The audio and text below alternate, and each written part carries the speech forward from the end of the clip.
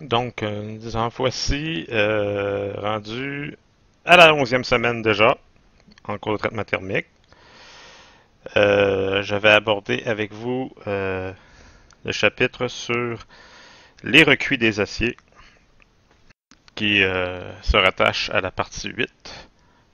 Huitième PowerPoint déjà du cours de traitement thermique. Euh, les recuits concernent tout un ensemble de traitements pour des objectifs différents. On a déjà abordé le concept de recuit dans le cours d'alliage léger non ferreux à l'automne passé.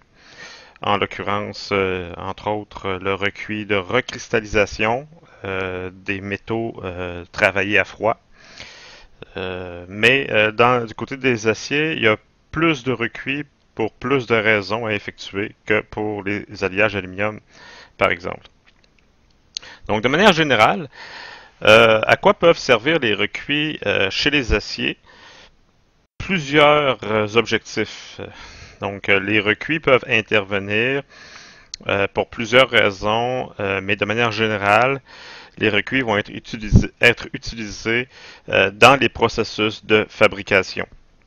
Donc, par rapport aux trempes, les trempes visent à optimiser la résistance de l'acier pour lui permettre capable de résister aux charges et aux contraintes mécaniques en service. Donc, c'est très souvent la toute dernière étape du procédé de réalisation de la pièce. Par contre, les recuits, eux, de manière plus générale, vont intervenir ici et là pour différentes raisons dans le procédé de fabrication de la pièce. Donc, les recuits vont servir peut-être pour relaxer les contraintes de déformation. Donc, lorsqu'on fait de la déformation à froid chez les aciers, on induit des contraintes. On peut réaliser des recuits qui permettent d'annuler les contraintes. Enlever le travail à froid. Ça veut dire, autrement dit, de redonner la ductilité perdue au métal lorsque durci par écrouissage lors des opérations de mise en forme pour lui permettre d'être capable de supporter de nouvelles mises en forme, de nouvelles étapes de procédé de mise en forme à froid. Ça peut être pour recristalliser les grains, qui vient souvent en lien avec le travail à froid. Éliminer les structures de trempe. Donc, dans certains cas, on veut, autrement dit, permettre à l'acier de retrouver ses phases d'origine par rapport à l'état trempé. Adoucir la structure de trempe. Éliminer les structures de coulée. Donc, vous voyez que ces différents objectifs vont nous permettre de voir plusieurs types de recuits différents qui vont, tout dépendant de l'état d'origine de l'acier, tout dépendant des intentions qu'on veut faire sur l'acier, on va recourir à l'un ou l'autre des recuits disponibles. Pour éviter les déformations en service, adoucir le métal, poursuivre la déformation, usiner ou déformer, éliminer la fragilité. Donc, ce sont tous des raisons qui peuvent rendre nécessaire l'utilisation de certains recuits. Comme toujours, étant donné que le recuit, c'est un traitement thermique, à chaque recuit consiste un certain chauffage. Donc, l'acier est chauffé à une certaine température pendant un certain temps requis pour la diffusion ou non du carbone. Donc, certains recuits n'impliquent plus ou moins de diffusion, d'autres en impliquent nécessairement. Nous verrons pour chacun des recuits, en fonction de la température atteinte, s'il y a oui ou non diffusion d'éléments d'alliage ou de carbone.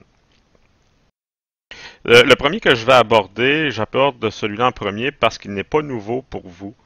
On a étudié quand même assez en détail ce qu'on appelle le recuit de recristallisation chez l'alliage d'aluminium dans le cours d'alliage léger. Il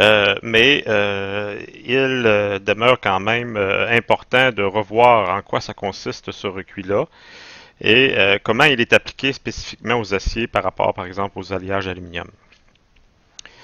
Donc, le but du recuit de recristallisation, comme ça l'est pour l'aluminium tel qu'on l'a vu dans le cours d'alliage léger, le recuit de recristallisation ne s'applique que chez les aciers qui ont été au préalable laminés ou déformer à froid, que ce soit par pliage, par laminage, par extrusion. Euh, Beaucoup plus par laminage par contre, et que l'on désire continuer le laminage, donc faire effectuer une déformation à fois plus poussée, et donc redonner au métal la ductilité perdue lors des premières étapes de laminage, qui vont donc, et le recuit de recristallisation, qui va être appliqué entre deux procédés de laminage, va donc en bout de ligne nous permettre de fabriquer, par exemple, des tôles laminées à fois très minces, euh, donc sans recuit de recristallisation. Euh, la production de tôles très minces serait à toute fin pratique impossible, puisqu'on sait que lorsqu'on déforme jusqu'à un certain niveau le métal perd sa ductilité et rend impossible la poursuite de la déformation et l'atteinte d'un certain niveau d'épaisseur. Donc, les recuits de recristallisation interviennent tant dans le laminage de l'aluminium, tel qu'on l'a vu dans le cours d'alliage léger, que dans le laminage des produits de l'acier, des tôles d'acier. Euh, En ce qui concerne l'acier, le chauffage, donc vous voyez ici une représentation du diagramme d'équilibre qui, la zone assurée représente le domaine de chauffage à atteindre pour l'acier. Vous avez ici, dans le cas d'un acier ordinaire au carbone, les températures à atteindre vont varier d'environ 450 à 700 degrés C, tout dépendamment du niveau d'écrouissage qui a été réalisé au préalable. Donc, un chauffage avec un maintien en température de minimum 1 heure, tout dépendant de l'épaisseur des pièces, du temps supplémentaire va être rajouté afin de permettre le processus de recristallisation de s'effectuer correctement et d'évoluer. Puis, suivi d'un refroidissement lent pour ne pas induire de contraintes dans le matériel avant les étapes de déformation subséquentes. Le recuit de recristallisation est très appliqué pour les aciers à basse teneur en carbone. Donc, des aciers pour lesquels on va fabriquer des tôles minces. Donc, on sait que les aciers bas carbone sont plus ductiles.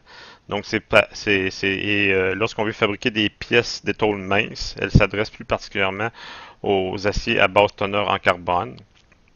Donc, les aciers ordinaires au carbone. Donc, c'est la raison pour laquelle, le plus souvent, les recuits de recristallisation vont s'adresser aux aciers à basse teneur en carbone. Et l'intérêt est aussi que, étant donné que le taux de carbone est relativement bas pour ces aciers-là, on va aller compenser pour un durcissement par écrouissage afin de afin d'aller chercher une certaine résistance mécanique de ces aciers qui ont une tendance, bien entendu, à une résistance plus faible à cause de leur taux de carbone plus faible. Chose importante à dire aussi, c'est que le recuit de recristallisation fonctionne très bien sur les phases ferritiques et moins bien sur les phases perlitiques. Donc, étant donné que dans les aciers basse carbone, la présence en ferrite est beaucoup plus importante, le niveau de recristallisation va donc être plus efficace aussi pour cette raison-là chez les aciers à basse teneur en carbone, puisque presque uniquement la ferrite est sujette à la recristallisation. Donc, les étapes de la recristallisation. Donc, ça, c'est une revision, là, que je rentre pas trop dans les détails là-dessus, parce que c'est des notions qu'on a vues quand même assez détaillées en alliage léger. Donc, rappelez-vous que pour les plus basses températures, il y a un phénomène de restauration qui a lieu, c'est-à-dire réduction du nombre de dislocations, réorganisation du nombre de dislocations. On sait que ce sont les dislocations, leur nombre et leur répartition surtout, qui vont assurer une ductilité du métal. Donc, on avait vu que lorsque les dislocations sont trop nombreuses, elles se bloquent les unes aux autres et empêchent le plan de glissement, donc empêchent le métal d'être ductile. C'est ce qui se produit lorsqu'on déforme à fois les métaux. Les dislocations se multiplient en nombre par le mécanisme de Frank Reed, comme on l'a vu à la session passée. Et un chauffage à une certaine température, permet aux dislocations de s'éloigner les unes des autres, de s'annuler les unes les autres, donc réduction de nombre de dislocations, de se distancier les unes les autres, de se réorganiser de manière à être capable de se déplacer, advenant le cas où le métal puisse subir de nouvelles charges mécaniques et donc permettre la possibilité des glissements de plans denses dans le métal et donc de la ductilité. Et lorsqu'une certaine température est atteinte, un autre phénomène peut avoir lieu. Donc, les anciens grains déformés, à travers les anciens grains déformés, vont germer de nouveaux grains et permettre ce qu'on appelle la formation de nouveaux grains équiaxes, donc la recristallisation proprement dite. Et puis, lorsque la recristallisation est complétée, et si le métal est maintenu à la température au four, il y aura une étape de croissance des grains qui va avoir lieu. Donc ça, c'est des choses qu'on a vues à la session passée, c'est pour ça que je passe rapidement.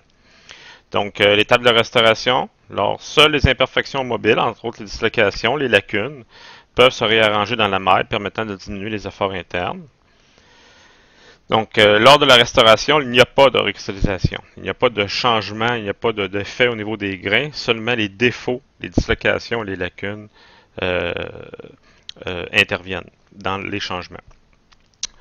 Et puis, la recristallisation, donc les anciens grains déformés, et de nouveaux germes, de nouveaux grains qui poussent ici et là, qui apparaissent ici et là dans les anciens grains déformés et qui croissent progressivement avec le temps et pour donner de nouveaux grains. Donc c'est ça la recristallisation. Et ce phénomène-là est possible dans tous les métaux.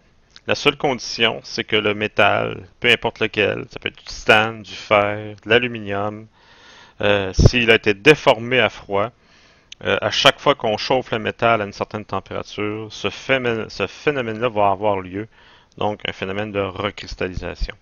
Et il n'y a pas vraiment d'exception à ce phénomène-là. Peu importe de quel métal vous envisagez, si vous le déformez à froid, vous allez, et que vous chauffez le métal, dépasser une certaine température qui dépend du taux de déformation, ben, vous allez voir ce phénomène-là se produire, la recristallisation. Je veux vous rappeler que j'avais fait une analogie pour vous permettre de comprendre que lorsqu'on veut recristalliser des grains, il faut fournir de l'énergie. Et l'énergie de recristallisation, elle vient de deux sources différentes. Lorsqu'on déforme plastiquement du métal, il faut bien entendu exercer une force, il faut dépenser de l'énergie externe. Et il y a une partie de l'énergie qui demeure dans le métal sous forme de déformation.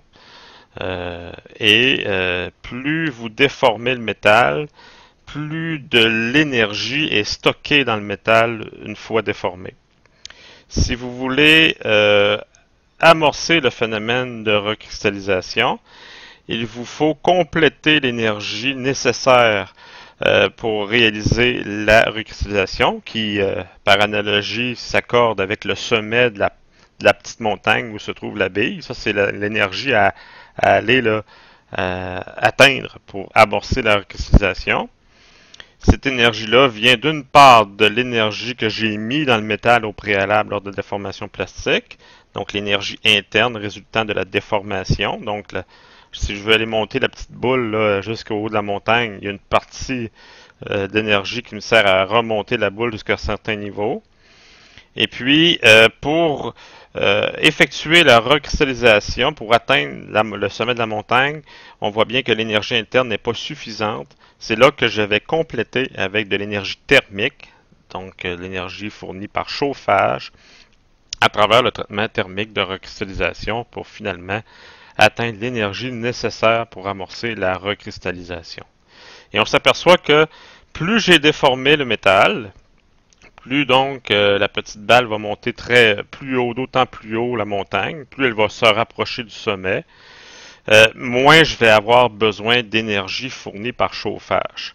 Donc ce qu'on avait appris à l'automne, à l'alliage léger, vous vous souvenez que plus on écrouit le métal, plus la température nécessaire pour amorcer la recristallisation au four, plus cette température-là elle est basse. Donc, et moins le métal a été déformé, donc moins d'énergie interne, et je donc dois combler avec davantage d'énergie thermique, donc température plus élevée. Et ensuite de cela, il y a l'étape de la croissance du grain. Si le métal est maintenu à haute température, À partir du moment où la recristallisation elle est complétée, ben, on voit des fusions, les grains commencent à fusionner les uns sur les uns aux autres et on voit un accroissement de la taille des grains qui est bien entendu non souhaitable parce qu'on sait que la taille des grains va influencer directement les propriétés mécaniques du métal. À une croissance de grains exagérée est associée une baisse de résistance mécanique, donc une baisse de limite élastique, une baisse de dureté, une baisse de résistance ultime à la traction, mais aussi une baisse de la ductilité, une baisse de la résistance au choc. Donc, il n'est pas du tout souhaitable, peu importe la situation, de voir les grains s'accroître de manière exagérée lors d'un traitement thermique ou lors de toute autre opération de transformation métallurgique. Une autre graphique qui permet de comprendre l'influence de certains paramètres sur le recuit de cristallisation, c'est quelque chose qu'on a vu aussi en alliage léger, l'influence de la température sur la taille du grain recristallisé. Donc, on l'avait même démontré à travers le premier laboratoire d'alliage léger, c'est que plus la température de la recristallisation est élevée, plus le nombre de germes que je fais apparaître et qui vont avoir le temps de commencer à se développer est petit.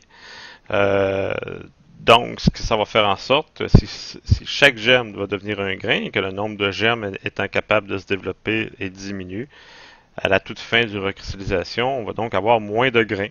Donc, autrement dit, des grains plus gros.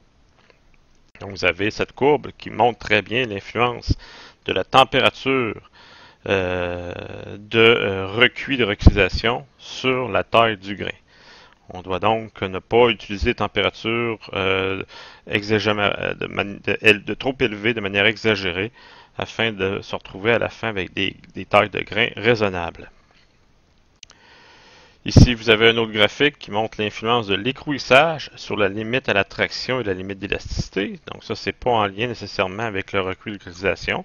C'est juste pour se rappeler que les métaux, lorsqu'on les déforme, ils se durcissent. Donc la résistance augmente progressivement. Ce graphique-là, on l'avait vu aussi. Je vous montre ça parce que ça s'applique aussi pour les aciers, bien entendu. Donc c'est pour ça que je reviens avec ce genre de notion-là que nous avions vu en alliage léger, mais dans le cadre de l'alliage aluminium. Donc c'est valide pour les aciers aussi. Ce principe qui veut que pour amorcer le phénomène de recristallisation, il faut qu'au départ, le métal a été déformé à un niveau minimum, ce qu'on appelle l'écrouissage critique. Qu'on voit bien ici, et le graphique montre en même temps que plus le taux d'écrouissage est élevé, plus la taille des grains après un recuit à une certaine température, plus la taille des grains est petite. Donc ça, c'est une bonne nouvelle au niveau en termes de rentabilité, en termes du côté pratico-pratique, si vous voulez, en usine, parce que les recuits de recristallisation, la plupart du temps, sont utilisés dans des séquences de procédés de laminage, de déformation, où il faut atteindre des niveaux de déformation très élevés. Il faut donc partir de blocs d'une certaine épaisseur et obtenir des feuilles très minces. On est donc obligé d'avoir recours à un certain nombre de séquences déformation-recuit, déformation-recuit. Et pour limiter le nombre pour limiter la séquence, il faut donc laminer le plus possible lorsque la tôle est au laminoir. Il faut la laminer le plus qu'on peut afin de limiter le nombre de fois que la tôle va aller au laminoir. Ça permet de réduire les coûts et aussi de réduire le temps du procédé. Et la bonne nouvelle, c'est que si vous laminez beaucoup, jusqu'à la limite, mais que vous n'avez pas encore atteint l'épaisseur que vous désirez, vous allez donc être obligé, après l'opération de laminage, de faire un recuit de recristallisation pour redonner toute la ductilité au métal afin qu'elle puisse finalement être capable d'atteindre l'épaisseur désirée grâce à une passe au laminage qui va venir par une deuxième passe de laminage qui va venir par la suite, même une 3, même une 4, même une 5e. à chaque fois espacé par un recuit de recristallisation. Ben, du fait qu'on lamine le plus possible pendant que la tôle est au laminoir, ça permet le recuit de recristallisation de se faire à une température plus basse, donc gain le coût d'énergie, et en même temps d'obtenir des grains plus petits, ce qui va assurer une meilleure ductilité au métal lors de la prochaine phase de laminage. Donc les grains petits, c'est plus facile à déformer, en tout cas le métal est plus ductile. Les grains plus gros, le métal est moins ductile. Donc voyez-vous là, ça c'est quelque chose qui est très euh, en industrie, dans le domaine de la fabrication des tôles, c'est un principe largement connu et qui est appliqué à la lettre, c'est-à-dire de laminer le plus possible, permettant après coup d'avoir recours à un recuit d'une température plus basse, en même temps permettant des tailles de grains assez petits pour faire en sorte que le métal soit très bien apte à subir la prochaine opération de laminage sans fissurer.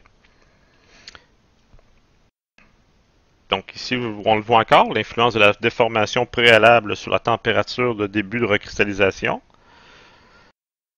Donc plus le métal est déformé, plus la température requise pour la recristallisation elle est basse. Donc c'est extrêmement intéressant et c'est extrêmement important du point de vue rentabilité d'une usine. Donc on sait que une part importante des coûts associés lors de la transformation des métaux est associée à l'énergie dépensée. C'est ce qui coûte cher, c'est la dépense en énergie, puis en même temps aussi c'est ce qui pollue. Euh, c'est ce qui pollue, c'est ce qui fait émettre davantage de dioxyde de carbone. Donc, au-dessus de 94-95% du CO2 émis de l'atmosphère, c'est la production industrielle qui en est responsable. Non, c'est pas les véhicules, c'est la production industrielle. Donc, on s'aperçoit que c'est pas d'utiliser quelque chose qui pollue, c'est de fabriquer l'objet. Donc, l'énergie à dépenser, elle est énorme. Et puisque une bonne part de l'énergie utilisée pour l'énergie, on la puise où? Pour la fabrication industrielle, on la puise dans les hydrocarbures, dans le charbon. Donc, c'est de fabriquer les objets qui extrêmement émettrices de dioxyde de carbone. Et lorsque c'est nécessaire, lorsqu'on a l'opportunité de le faire, comme ici, donc mieux vaut déformer le plus possible le métal, ce qui va nous permettre d'utiliser des températures de recristallisation au four beaucoup plus basses. Donc on voit que la différence est assez grande là. Par exemple, si vous mettez à 10% d'écrouissage, puis là vous allez à 80-90%, on voit que les températures ne sont pas du tout les mêmes. Ici, c'est un autre graphique que je vous avais déjà montré, l'influence à la fois du temps et de la température de recuit sur la résistance en traction. Donc, en augmentant le temps de recuit, il est possible de diminuer la température aussi. Ça, j'y reviendrai là-dessus. Là. C'est probablement pas une notion que je vais vérifier dans l'examen. Je l'avais déjà fait en alliage léger, mais c'est quelque chose qui s'applique aussi pour les aciers. Autre variable concernant les recuits de recristallisation, c'est que la grosseur de grain final dépend du degré de déformation, du taux d'écrouissage et un taux moindre de la température utilisée. Donc ça résume ce qu'on vient de dire dans les diapos précédentes. Et un métal écroué à température élevée pourra supporter un taux d'écrouissage plus élevé sans micro-fissure aussi. Donc, par exemple, température de travail à 400 degrés C, pourcentage de luminage atteignable 25%, tandis qu'une température de travail à l'ambiance de 20 degrés, le taux de laminage, par exemple, atteignable peut être de 10%. Donc, chez les aciers, ça, c'est très vrai. Donc, on peut chauffer le métal pour atteindre des températures, malgré que ça demeure du travail à froid. On peut atteindre des formations un peu plus élevées si on chauffe un peu le métal. Ça, je vais le passer. Je vais pas revenir sur ce genre de choses-là. De toute façon, je vais le retirer du. Il y a certaines diapos là, qui, dans le cours, je vais retirer dans la version que vous aurez disponible sur le Léa. Ensuite, deuxième recuit que j'aborde avec vous, qu'on a aussi abordé dans le cours d'alliage léger, le recuit d'homogénéisation. Donc, si vous vous souvenez bien, en alliage léger, nous avions fait un laboratoire avec les laitons. Nous avions élaboré des laitons à des teneurs en zinc différentes et nous avions procédé à des recuits d'homogénéisation. Nous en avons mesuré l'influence sur la dureté de nos lingots coulés, l'influence de l'homogénéisation aussi sur la ségrégation, sur la conductivité électrique. Et donc, les recuits d'homogénéisation, ben, c'est universel aux métaux aussi. Donc, pas seulement les laitons ou les aluminiums qui sont susceptibles de recevoir un recuit d'homogénéisation, les aciers et les fontes aussi. Donc, pour des matériaux qui présentent une certaine ségrégation, donc ça s'adresse aux aciers qui, lors des opérations de fonderie, lors des opérations de mise en forme à chaud, même dans certains cas lors des opérations de soudage, ont subi de la ségrégation au niveau des atomes de carbone et au niveau des éléments d'alliage. Donc, autrement dit, ségrégation, ça veut dire quoi? Ça veut dire que le carbone et les éléments d'alliage ne sont pas uniformément répartis dans la masse ou à l'échelle du grain.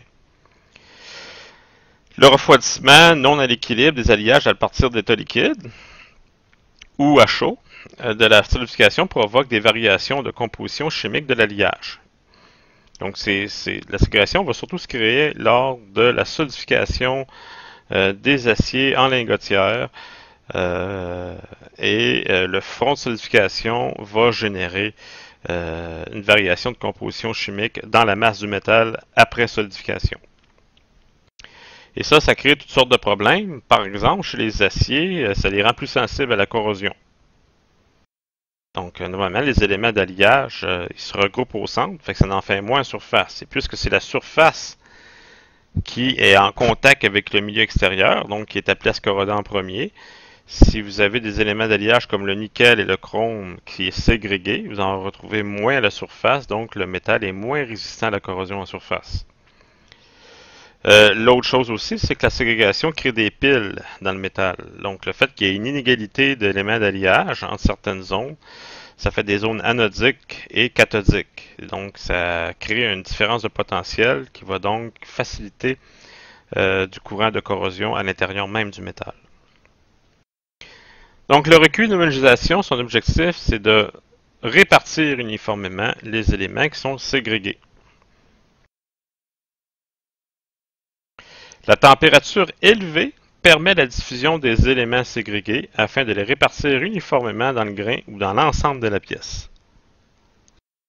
Donc, je n'entrerai pas dans les détails sur le phénomène de ségrégation car il a été vu dans le cours d'alliage léger et non ferreux. Fait que je vais tout simplement me contenter de rappeler c'est quoi le phénomène d'homogénéisation et non pas de ségrégation. Par contre, c'est peut-être important de se rappeler qu'il y a deux types de ségrégation. Ségrégation mineure, c'est à l'échelle du grain. Ça veut dire que généralement, il y a plus d'éléments d'alliage dans les joints de grain qu'au centre du grain. Et vous avez la ségrégation majeure qui est à l'échelle de la pièce. Généralement, il y a plus d'éléments d'alliage au centre d'une pièce que par rapport à la surface. Donc, représentation de la ségrégation mineure ici. Donc, on avait vu que en bordure de grain, les éléments sont enrichis. Et au centre des grains, on est dans la zone appauvrie. Et ça crée deux problèmes. Perte de résistance à la corrosion. Chez les aciers inox, c'est très classique, où on a une ségrégation de chrome et de carbone dans les joints de grain par rapport vers l'intérieur du grain. Et ça crée des phénomènes de perte de résistance à la corrosion. Et ça crée aussi des phénomènes de fragilité en bord de grain.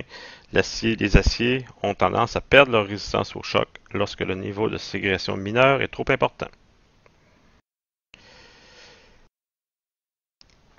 Donc, la ségrégation elle est due à l'existence de gradients thermiques dans le lingot et au fait que la solidification n'est pas simultanée en tous les points. Donc, il y a un front de solidification et puisque la solubilité des éléments d'alliage est plus élevée dans la phase liquide que solide, ben, au fond de solidification, les éléments d'alliage sont plus portés à demeurer dans la phase liquide.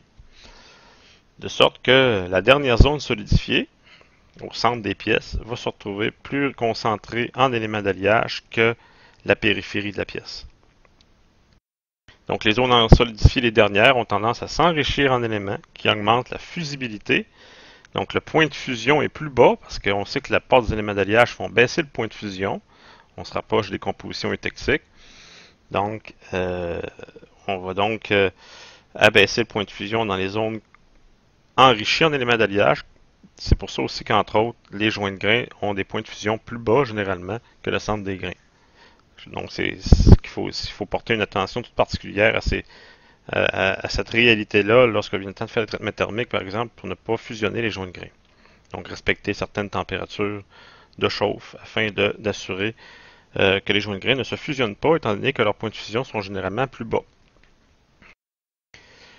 Dans le cas des aciers, je vais vous donner un exemple.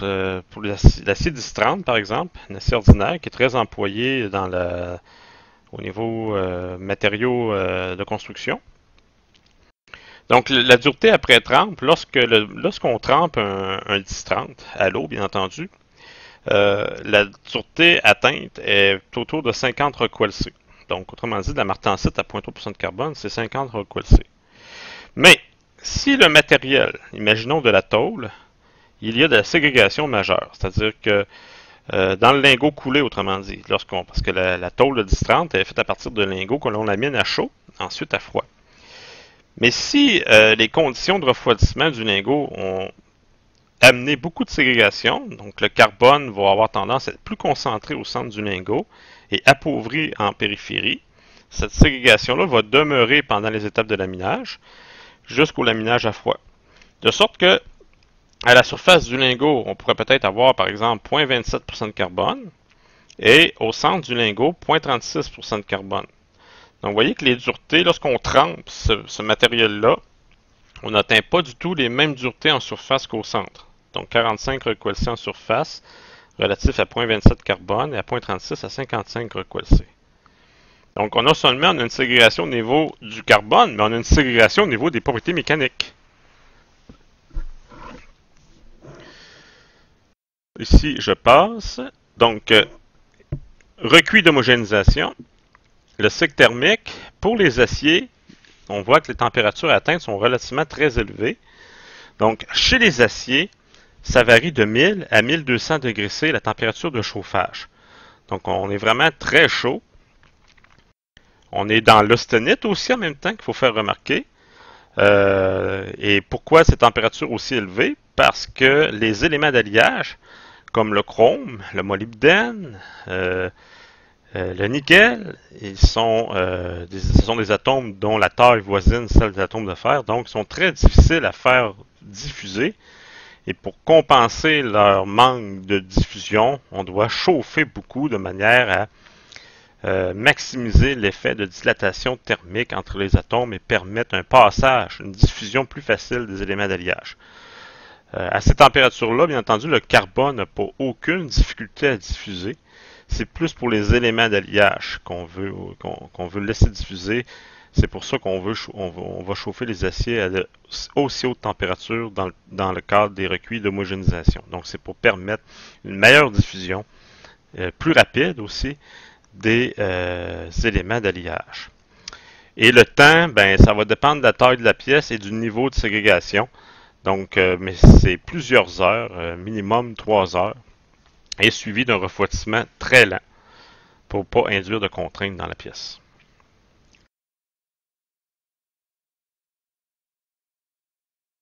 Donc, dans le cas des aciers, on va accepter des fourchettes dans la composition chimique des alliages afin de diminuer la longueur des traitements. Donc, exemple, pour le 1030, on va accepter qu'il y ait 0,27 de carbone en surface et jusqu'à 0,32 de carbone au centre. Aussi, l'homogénéisation, la température de traitement, on doit prendre soin qu'elle ne soit pas à une telle température qui va atteindre finalement le solidus ou le liquidus, parce que là, si on chauffe, on va parler plus du liquidus réel des joints de grains. Parce que s'il y a ségrégation au joint de grain, on a divers éléments d'alliage qui vont baisser le point de fusion d'un joint de grain. Donc, par exemple, si le point de fusion réel du joint de grain est de 1200 et que je décide de faire un recuit d'homogénéisation à 1200, ben, les joints de grain risquent de fusionner et on va brûler l'alliage comme ça. Une température trop élevée favorise aussi un grossissement excessif des grains. Donc ça, il ne faut pas perdre de vue qu'à chaque fois qu'on chauffe les métaux dans les procédés de transformation, les grains, eux, ils grossissent. Et là, on a vu qu'un recuit d'homogénéisation, ça doit s'effectuer à une température très élevée dans le but de faciliter et de diminuer le temps de diffusion des éléments d'alliage. En contrepartie, au niveau des grains, les grains se marient très facilement entre eux à des températures aussi élevées et le phénomène est très rapide. Donc, on voit un grossissement excessif des grains à travers un recuit d'homogénéisation. Donc là, normalement, usuellement, on accepte ce dommage-là qui va se créer parce qu'on ne peut pas empêcher les grains de grossir. Certains éléments d'alliage vont, disons, diminuer beaucoup ce processus-là, notamment l'utilisation de vanadium dans l'acier. Le vanadium qui est l'élément d'alliage le plus efficace pour empêcher le grossissement des grains. Mais de manière générale, on va voir un grossissement de grains excessif au terme d'un recuit d'homogénéisation. Donc, plus la ségrégation est prononcée, c'est-à-dire plus les éléments d'alliage sont mal répartis dans le métal après la coulée, plus long doit être le traitement thermique pour donner le temps aux éléments d'alliage d'aller bien se répartir. La température nécessaire aussi va être plus élevée. Maintenant, on vient de dire qu'il y a un grossissement de grains très excessif associé au recours du recuit d'homogénéisation, dû par sa température très élevée et son temps très prolongé. Donc, les grains deviennent très très gros. Mais avec les aciers, c'est pas trop une préoccupation. Vous allez me dire pourquoi. On avait vu pourtant que des grains très très gros menaient à des aciers très très fragiles et des propriétés mécaniques très très médiocres. Mais avec les aciers, on a l'opportunité de réparer le grossissement de grains ayant eu cours durant l'homogénéisation.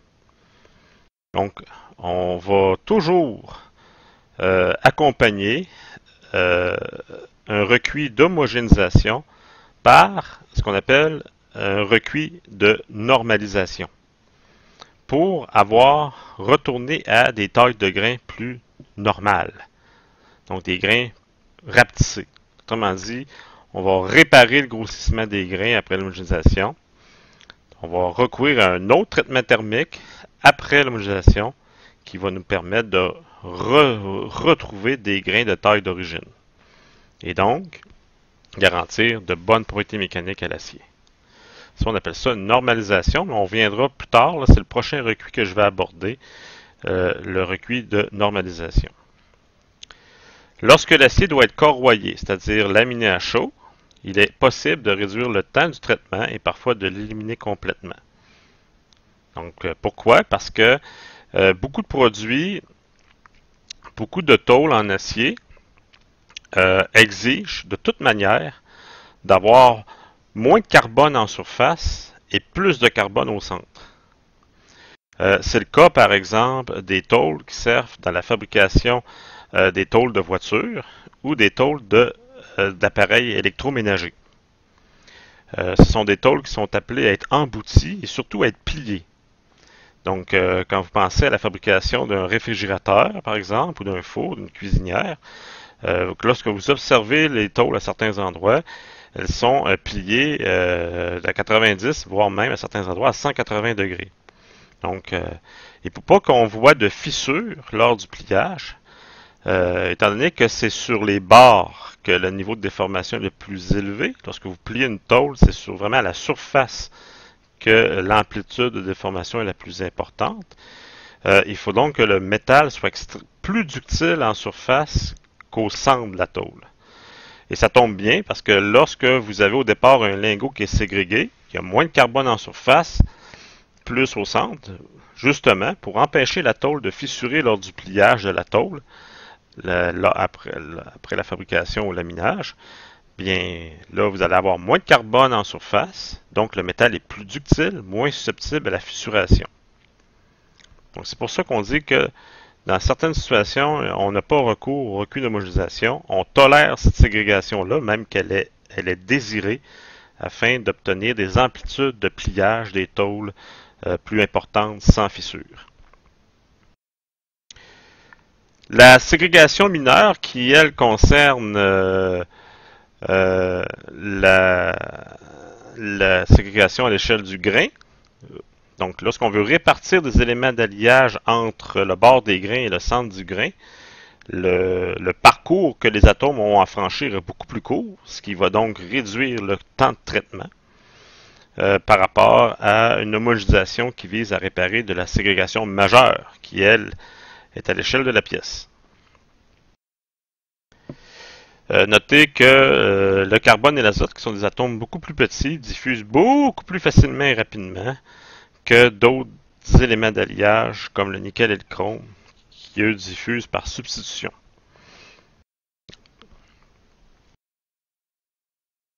Si le traitement d'homogénéisation n'est pas pratiqué sur certains alliages coulés, qu'est-ce qui va arriver? Ben, c'est que la pièce va être le risque de fissuration lors du refroidissement est augmenté, par exemple. Donc, il va y avoir des zones plus fragiles, il va y avoir des joints de grains qui vont être ségrégés, ce qui va même entraîner des fissures ou même des ruptures des pièces coulées lors de leur refroidissement au moule. Donc, ça va être particulièrement, on va voir ça plus dans le moulage au sort, par exemple, dans lequel le refroidissement est très très lent et dans lequel la ségrégation a beaucoup plus le temps de se produire. Donc, dans les zones riches en éléments d'alliage, le métal va être plus fragile. Et là, les contraintes dues au refroidissement inégal lors du refroidissement du moule, parce qu'on a vu que les pièces, normalement, le centre qui demeure chaud, ne veut pas se contracter au même rythme que la périphérie de la pièce. Ça, c'est vrai pendant les traitements thermiques. C'est aussi vrai pendant les opérations de fonderie. Donc, on va voir donc la périphérie être maintenue en traction. D'autant plus que si c'est un acier qui a trempé lors de la coulée en surface, ça va donc faire en sorte que l'acier est plus sensible à la fissuration.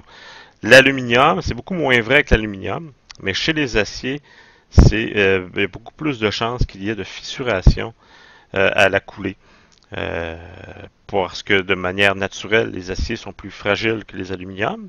Et c'est surtout aussi que dans les endroits où ça refroidit rapidement, donc en périphérie, dans les parois minces, l'acier risque d'avoir une couche trempée donc une zone fragile qui, lorsque en contrainte de traction, maintenue en contrainte de traction due au refroidissement inégal, risque d'entraîner une fissure.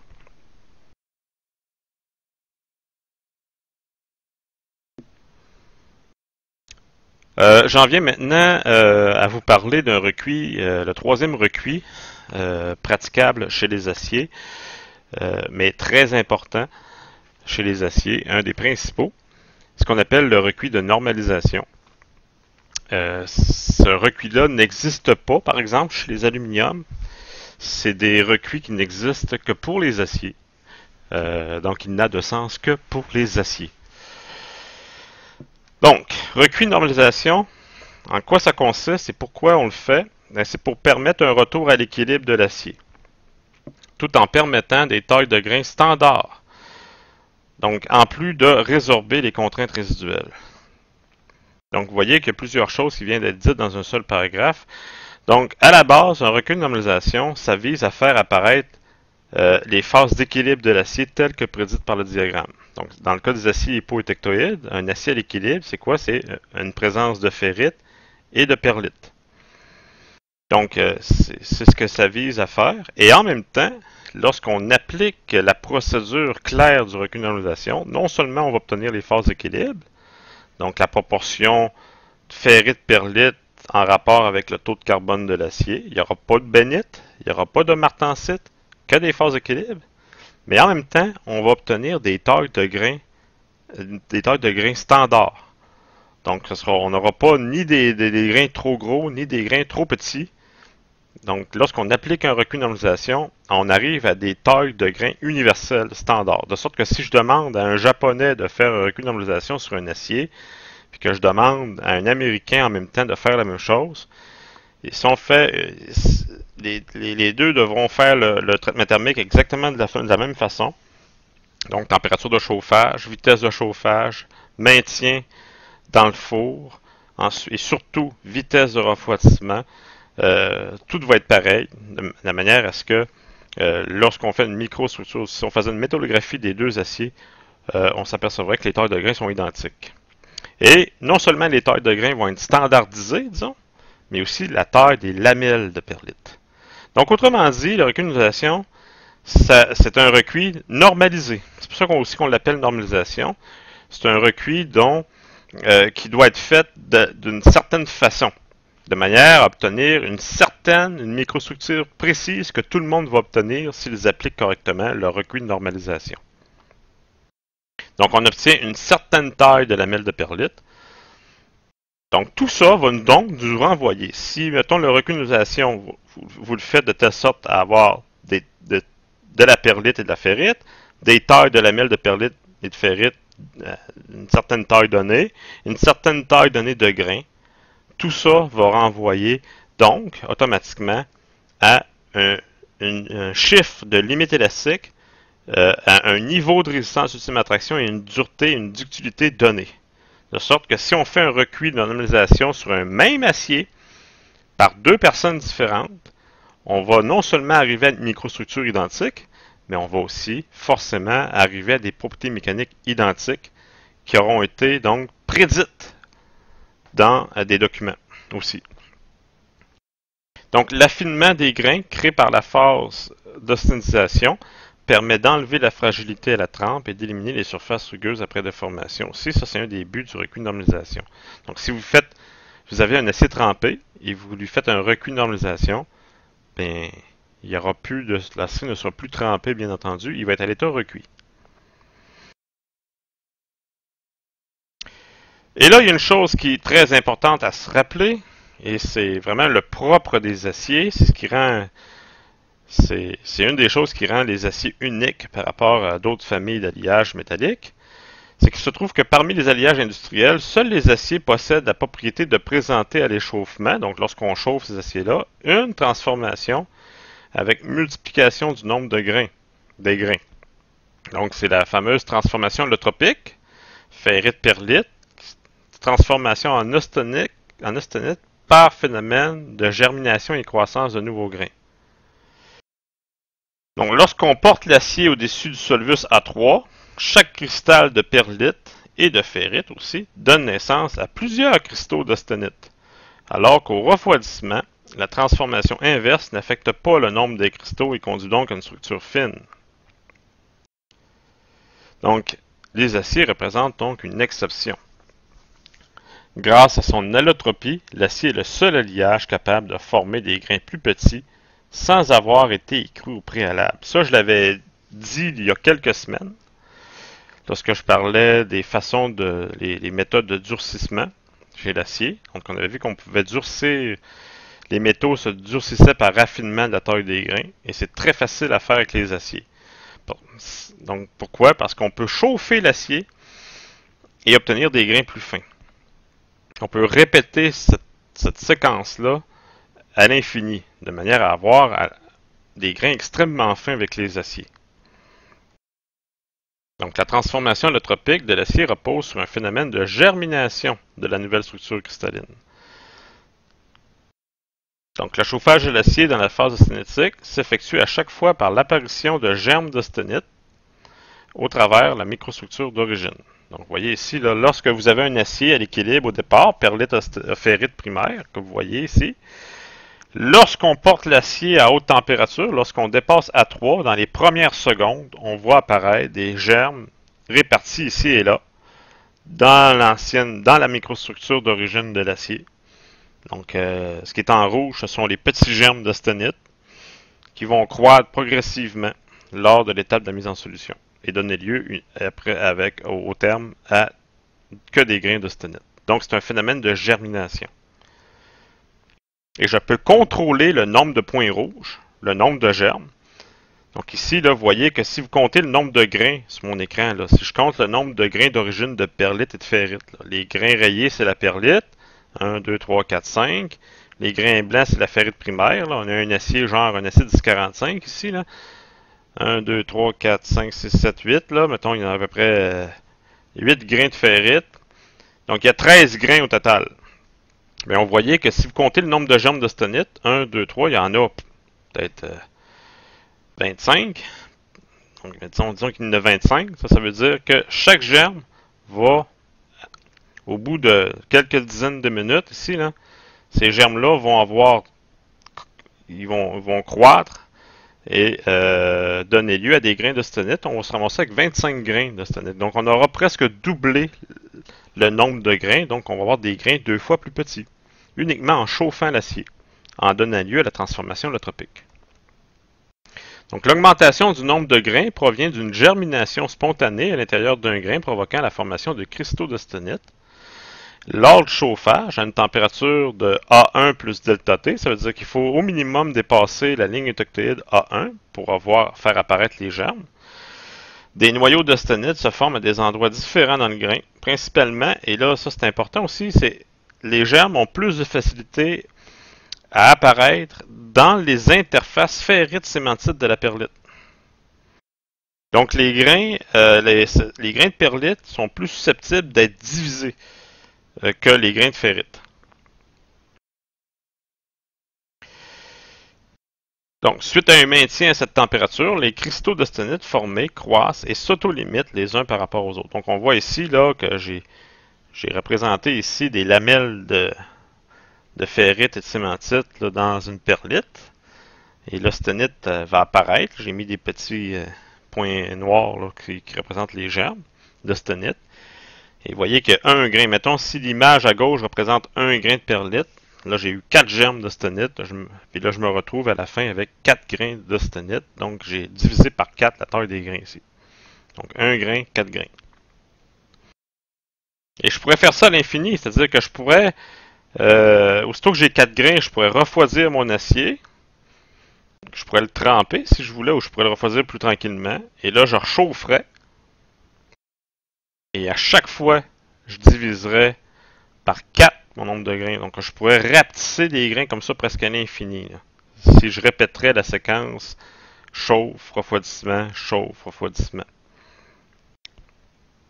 On avait vu il y a quelques semaines que c'est la vitesse de chauffage qui va déterminer le nombre de germes. Donc, plus la vitesse de chauffage est rapide, plus j'ai de germes, donc plus de grains d'austenite. Donc, des grains plus petits. Si la vitesse de chauffage diminue, on a moins de germes, moins de grains.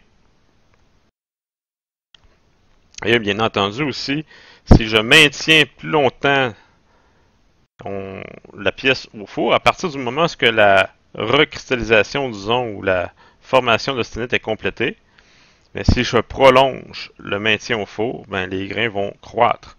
Et le processus va être d'autant plus rapide que le chauffage est élevé, température plus élevée, au-dessus de AC3. Voilà. Donc, autrement dit, la taille de grain obtenue à la fin dépend de 3 facteurs. Elle dépend de la vitesse de chauffage. Plus la vitesse de chauffage est basse, plus les grains sont gros. Et ensuite, dépend du temps de maintien. Plus le métal est maintenu à température au-dessus d'AC3, plus les grains auront le temps de croître. Et dépend aussi de la température de chauffage au-dessus d'AC3. Le processus de grossissement de grains dans l'austenite est plus rapide, d'autant que la température est plus élevée. Voilà. Donc, vous voyez là qu'on a des grains rapidement plus gros à température plus élevée. Ce qu'on veut. Donc, la situation que vous voyez là, avec 3 grains, là, ça, il faut éviter ça parce qu'on a un acier très fragile et pas résistant mécaniquement non plus. Donc, la grosseur de grain final est fonction de la température. Par ailleurs, l'uniformité des grains est dépendante du temps à la température choisie aussi.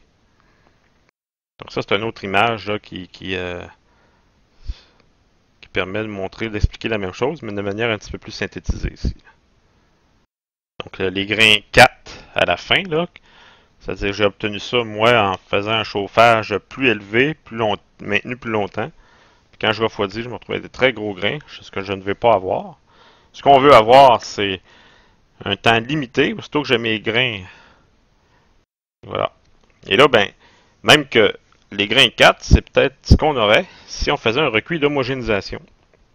Donc, vous voyez, on a vu qu'un recuit d'homogénéisation, ça se faisait à température très élevée et que le temps de séjour est de plusieurs heures.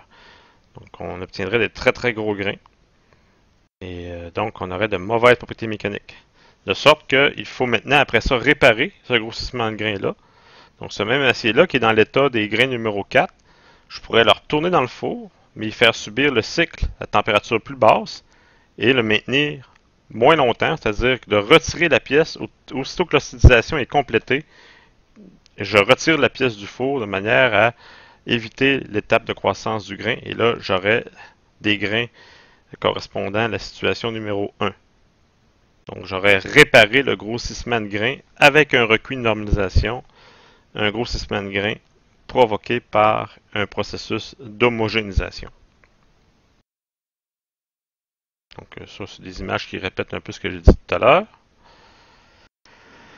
Maintenant, il y a des petites précisions à faire au niveau des paramètres de recuit de normalisation.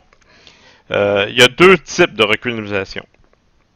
Donc, il y a le recuit qui s'adresse aux hypoétectoïdes, c'est-à-dire les aciers contenant moins que 0,8% de carbone, du moins pour les aciers ordinaires au carbone. Moins que 0,8, c'est ce qu'on appelle les aciers hypoétectoïdes. Donc, il faut chauffer. Ce sont les mêmes domaines de température, grosso modo, de chauffage que pour les trempes. Sauf que c'est un peu plus chaud. Chez les trempes, on faut chauffer de 30 à 50 degrés C au-dessus du solvus A3. Pour les recuits de normalisation, c'est un peu plus chaud, c'est de 50 à 100 degrés C au-dessus de A3. Mais les temps de maintien au four sont les mêmes. C'est la même règle qui s'applique que pour les trempes. C'est-à-dire, c'est 20 minutes minimum. Puis à chaque pouce de section supplémentaire, on ajoute 10 minutes. Et puis, après ça, à la sortie du four, et ça c'est extrêmement important, le refroidissement se fait à l'air ambiante, là, 20 degrés C. Là. Donc ça c'est à l'air. Et ce qu'on obtient lorsqu'on fait ça, c'est nécessairement un mélange de ferrite et de perlite, parce que c'est un hypoétectoïde, donc de la ferrite et de la perlite. Une microstructure fine avec des tailles de grains standards. Donc, si les grains étaient plus gros, il y aura un affinement de la taille des grains. Bien entendu, grâce au processus d'osténitisation tel qu'on l'expliquait juste avant. Pour les aciers hyperétectoïdes, petite différence, mais quand même pas si grande. On voit que les deux images sont la même ici. Là. Dans le cas d'un 50-200, par exemple, la seule différence, c'est qu'il faut chauffer non pas au-dessus de A3, parce que A3 n'existe pas pour des compositions en carbone au-dessus de tectoïdes. Il faut chauffer au-dessus de ACCM. Donc, dans la zone assurée, mais pour des teneurs en carbone plus élevées que 0,8. Donc, que ce soit pour un hyperétectoïde ou un hypo, un recuit de normalisation consiste en un chauffage dans 100% austénite. Tout simplement. C'est ce qu'il faut. Donc, dans le fond, il n'y a pas tant de différence entre un acier hyperétectoïde et un acier hypo en termes de recul de normalisation. Donc, on va obtenir ici un mélange de cémentite, parce que un hyperétectoïde, on n'aura pas de ferrite primaire, on va avoir de la cémentite primaire et de la perlite. La règle aussi de chauffage est différente en termes de température. On va plus limiter la température ici. On va y aller de 30 à 50, donc ça va être la même règle que pour le traitement thermique de trempe. 30 à 50 au-dessus de ACCM pendant 20 minutes plus 10 minutes par pouce d'épaisseur. Puis refroidissement à l'air encore. Et là, il y a une chose sur laquelle j'aimerais beaucoup souligner. C'est qu'un recuit de normalisation, là, la première chose qui la distingue, là, c'est que le refroidissement se fait toujours à l'air ambiante. C'est ça, par définition, c'est ça un recul de normalisation. Ce sont les conditions. Okay? C'est quoi une recul de normalisation? C'est aller dans l'ostonite, ensuite un refroidissement à l'air. Si vous ne faites pas un refroidissement à l'air, ce n'est plus un recuit de normalisation. Voilà. Toujours effectué à l'air. Donc, quand est-ce qu'on va faire un recuit de normalisation? Pour plusieurs raisons. Ici, là, par exemple, j'ai un carré qui est mal placé. Excusez. Comme ça.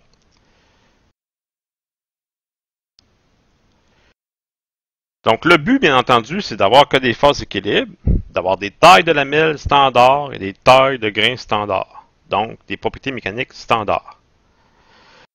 La normalisation, elle peut suivre un forgeage. Pourquoi? Parce que lorsqu'on fait du forgeage à chaud, les séquences peuvent être très longues et on va voir les grains beaucoup grossir lors des opérations de forgeage. Okay? Parce que la température est très élevée, le temps peut être très long. Donc, on va faire une réparation de taille de grain avec un recuit de normalisation. Ça peut précéder une trempe. Donc, on peut aller pour chercher des propriétés mécaniques meilleures. On peut faire précéder une trempe par un recuit de normalisation afin d'avoir des tailles de grains standards avant. De manière à compenser pour un grossissement de grains qui pourrait avoir lieu lors d'une opération de trempe. Ça peut même servir d'homogénéisation pour des pièces moulées, mais attention, ça ne concerne que les ségrégations mineures. Les températures, donc on va recourir à des températures plus faibles. Donc, lorsqu'on fait une homogénéisation, ça va correspondre au même cycle thermique qu'une normalisation. De telle sorte qu'on pourrait dire qu'on peut utiliser une normalisation pour faire une homogénéisation pour annuler les ségrégations mineures. Ça peut aider à obtenir de meilleures propriétés mécaniques par rapport à l'état recuit complet. Bon, c'est quoi que ça veut dire? Ça, je vais y revenir parce que l'autre recuit dont on va parler dans la prochaine capsule va être le recuit complet. Et là, on dresse même une comparaison. Là, la structure perlitique est plus fine pour un recuit de normalisation que pour un recuit complet. Mais pour bien comprendre, il faut au départ comprendre ce qu'est un recuit complet par rapport à un recuit de normalisation.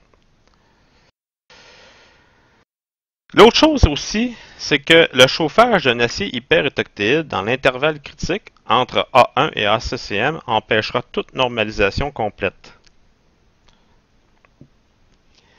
Donc, lorsqu'on fait une recuit de normalisation sur un hyperétectoïde, donc on s'en va dans 100% austonite, on chauffe au-dessus de ACCM, comme on l'a dit tantôt. Si on fait ça, la proportion des phases ne correspond pas au diagramme fer carbone, parce que la vitesse de refroidissement ne permet pas d'être à l'équilibre. On va avoir moins de cémentite primaire puis, que prévu et plus de perlite que prévu. Et surtout, c'est que les aciers qui trempent à l'air, donc les aciers qui ont de fortes trempabilités, lorsque je lui fais faire un cycle de recuit de normalisation, c'est-à-dire chauffage, ensuite refroidissement à l'air, mais les aciers qui ont de très bonnes trempabilités, qu'est-ce qu'ils vont faire lorsqu'ils vont refroidir à l'air? Ils vont tremper. Donc, la martensite va apparaître, non seulement en surface, mais jusqu'en profondeur. Donc là, l'acier, on n'aura pas réussi ainsi à faire apparaître les phases d'équilibre ferrite, perlite ou perlite cémentite. Donc, les aciers ayant de bonnes trempabilités ne peuvent pas être normalisés. Parce que lorsqu'on les refroidit à l'air, ben, ils trempent. Si on effectue un recuit de normalisation sur les aciers à forte trempabilité, comme les aciers outils ou l'acier inoxydable martensitique par exemple, la martensite va apparaître à la place des phases d'équilibre. Donc, pour retrouver l'équilibre, les aciers qui ont de fortes trempabilités, donc qui possèdent beaucoup d'éléments d'alliage, comme le nickel, le molybdène, le manganèse, le chrome, doivent recevoir une autre sorte de recuit pour leur faire apparaître à eux les phases d'équilibre. Ferrite, cémentite, perlite. Ils doivent recevoir un recuit complet.